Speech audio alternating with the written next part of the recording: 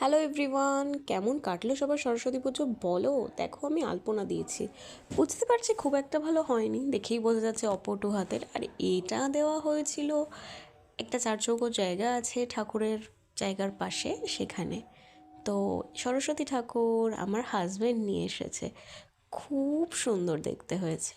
এই যে জোগাড় যন্ত্র সব আমি আর আমার ছোটো কাকিমা শাশুড়ি দুজনে মিলে করেছি। ওনাকে কিন্তু ব্লগে আমি দেখাতে পারছি না, কারণ ছবি তোলার সময় উনি ছিলেন না।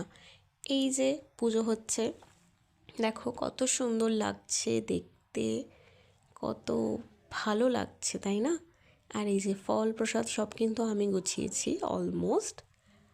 আর এখান থেকেই এই অ্যাঙ্গেলে ডাব ডাব সব কত সুন্দর লাগছে। পুজো মানেই একটা আলাদা ভক্তির ব্যাপার। এ বাবা, এখন মনে হচ্ছে দেখে চরণামৃত খেতেই তো ভুলে গেছি।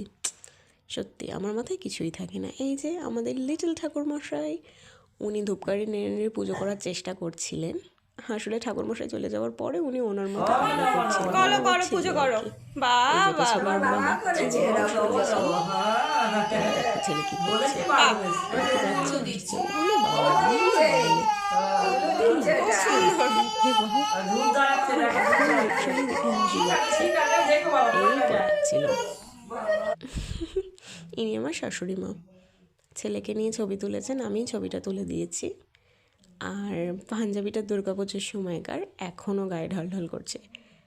পাঞ্জাবিটা যখন ওকে প্রথমবার পরানো হয়েছিল তখন ও খুব কেঁদেছিল, কারণ ওর হাতগুলো ভেতরে ঢুকে গেছিলো আর ও নিজের হাত খুঁজে পাচ্ছিল না। এই যে ও এই খেলাটা খুব খেলে, গামলা ঠেলে ঠেলে নিয়ে যায়, গামলা বা ছোটো টুল, আর একটা আওয়াজ হয় গাড়ির মতো। কি কিউট লাগছে দেখতে, মিষ্টি লাগছে। আর ধুতির পাড়ের সাথে পাঞ্জাবিটা ম্যাচিং হয়ে গেছে। আর এই যে আমি, আমাকে তো অ্যাজ ইউজুয়াল দেখতে ভালো। যাই হোক, এরপরে আসতে চলেছে আমার কর্তামশাইয়ের সাথে ছবি। তার আগে এটা দেখে নাও, চুল ভেজা থাকলে যে কী বিচ্ছিরি লাগে দেখতে, কি সরু লাগছে না, কিন্তু আমার ভলিউম কিন্তু বেশ ভালো। আর এই যে হাজব্যান্ড, কী আর করা যাবে, এনার সাথেও একটা ছবি তুলতে হয়েছে। যাই হোক, আজকের মতো টাটা, গুড